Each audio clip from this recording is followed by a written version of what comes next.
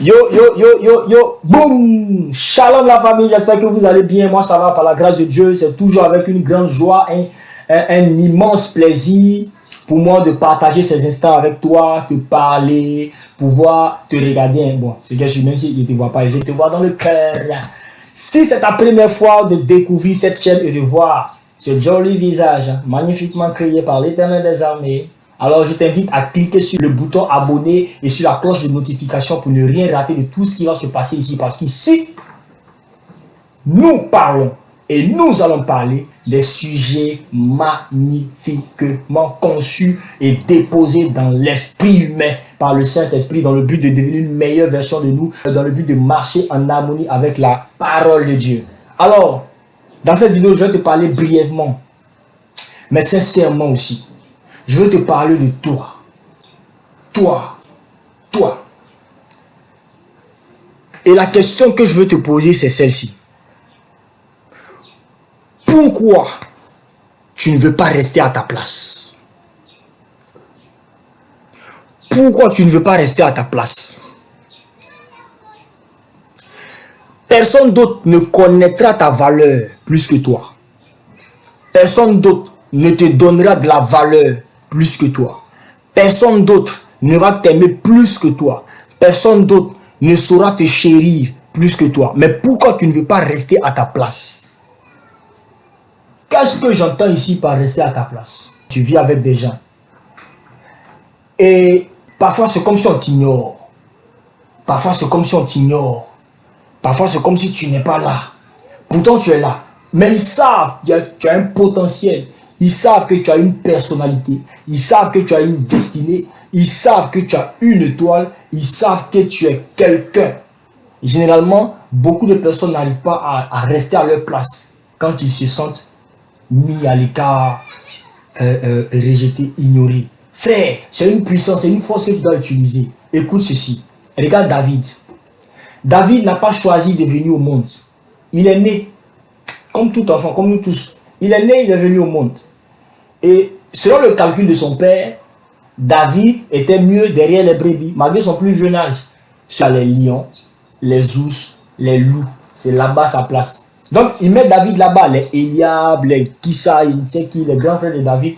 Eux sont à la maison, tout en bling-bling, dans les méchants, tout en swag. Hein. Mais David, ils l'ont mis en brousse. Je n'ai jamais vu un seul passage dans la Bible où ils ont écrit que David pleura, David murmura, David voulut prouver, David prouva, David... Non. La Bible dit, David est resté fidèlement derrière les brebis. Et même quand un lion ou bien un ours venait dans le but de dévorer les brebis, David faisait quoi? David montrait à ces lions et à ces ours-là que lui, il est fier d'être là où il est. Parce que c'est pas une finalité. C'est juste une saison. C'est juste une saison.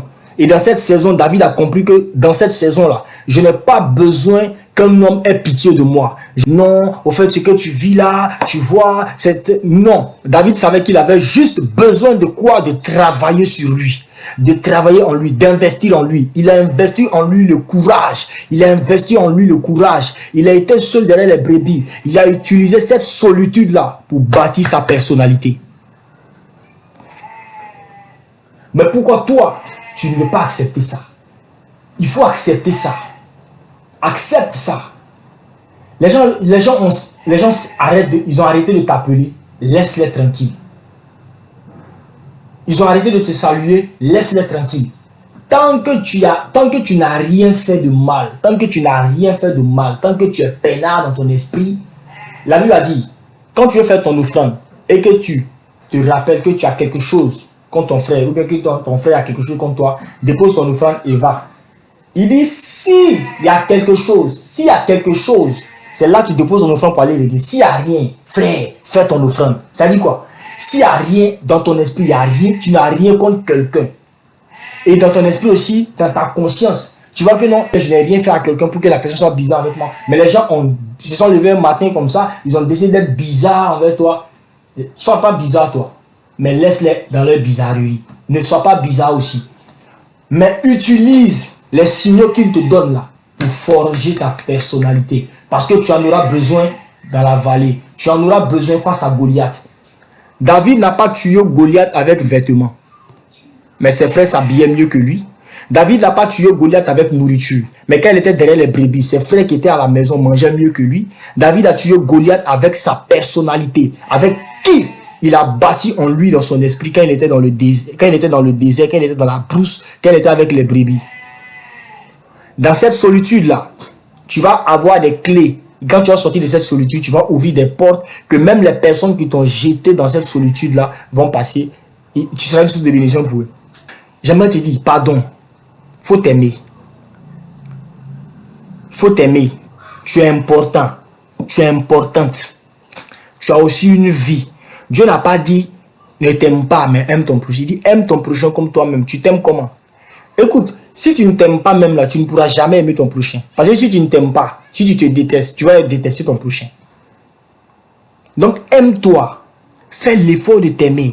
Si les gens te rejettent, essaie de voir qu'est-ce que j'ai fait. Si tu n'as rien fait, laisse-les tranquilles. Laisse-les tranquilles. Laisse-les tranquilles. David n'a rien fait pour qu'on l'envoie en brousse. Mais il est allé en brousse. Donc il s'est dit quoi? Si je me retrouve en brousse, derrière les brebis, ok, Afoy, je ne vais pas me lamenter pour ça, mais je vais utiliser ça pour bâtir quelque chose en moi. Et quand il est arrivé devant Goliath, qu'est-ce qu'il a dit? Le Dieu par qui j'ai tué le lion et l'ours me donnera la victoire sur ce Philistin. Il a dit à Saül, Saül a douté de lui. Il dit à Saül, Nala, faut pas douter de moi. En brousse là, quand un lion ou bien un ours se jetait sur mes brebis, je l'arrachais, je déchirais l'ours. Donc ça veut dire quoi? C'est ce que je vais faire à Goliath. Donc selon David, l'ours là était plus que Goliath. Par exemple, je suis devant Francis Ngannou comme ça. Et puis je dis à Francis Ngannou, tu ne peux pas me tabasser hein, parce que moi j'ai botté mon petit frère à la maison. Donc c'est dit, je suis en train de dire à Francis Ngannou que tu n'es pas plus fort que mon petit frère. Si tu vois. Ah, Francis, pardon, vieux. Voilà. Oui, ça c'est. Moi, je connais. Voilà, non. C'est vidéo. Voilà, tu connais. Voilà, on a ça. Donc, quand David dit, j'ai tué l'ours ce lion, c'est-à-dire, il dit que le Philistin que vous considérez en tant que quoi même là, il ne vaut pas l'ours le lion. L'ours est plus dangereux que lui. L'ours n'a pas de conscience. Je t'en supplie, pardon. Ne cherche pas la validation des gens. Ne cherche pas à ce que les hommes te valident. Il ne faut pas chercher à te montrer. Si les hommes te mettent à l'écart, reste à l'écart. Mais cet écart, transforme-le en un tremplin. De loin, ils verront. Eux-mêmes, ils viendront en parler. Eux-mêmes, ils viendront dire, waouh, waouh, waouh. De qui es-tu le fils? Et tu diras, Isaïe. Bien-aimé, je prie que Dieu te donne la grâce de pouvoir surmonter l'épreuve que tu travailles. Il transpire. Un jour, il dirait, un jour, il serait dans un studio bien climatisé. Et puis je dirais, le Dieu qui m'a donné la victoire sur la chaleur me donne aussi la grâce de vivre dans la fraîcheur du climatiseur. Ok. C'était Samuel, l'épouse du Christ. Avec une grande joie, j'ai fait cette vidéo. Tu as compris le message. Voilà. Reste toi-même. Concentre-toi sur toi. Ne cours pas derrière les gens. Cours derrière Dieu. Travaille en toi. Frère. Travaille en toi. Sœur. Work in you. Stop running after man's. And focus on yourself. God bless you. Que Dieu vous bénisse. C'était Samuel, l'épouse du Christ. J'espère que cette vidéo t'a béni. Abonne-toi. Clique sur la cloche de notification. Partage pour m'encourager. Je suis dans mes débuts et je ne compte pas m'arrêter là. Je compte continuer comme ça à te servir jusqu'à ce que Papa Jésus-Christ de Nazareth revienne. Et comme toujours, il y aura des liens en description des vidéos qui sont déjà disponibles.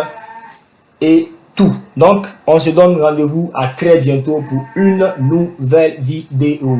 Que Dieu vous bénisse abondamment. Jeune roi, enfant d'Abraham, Fils du Très-Haut, que Dieu vous bénisse. Shalom de Jérusalem. Peace and love.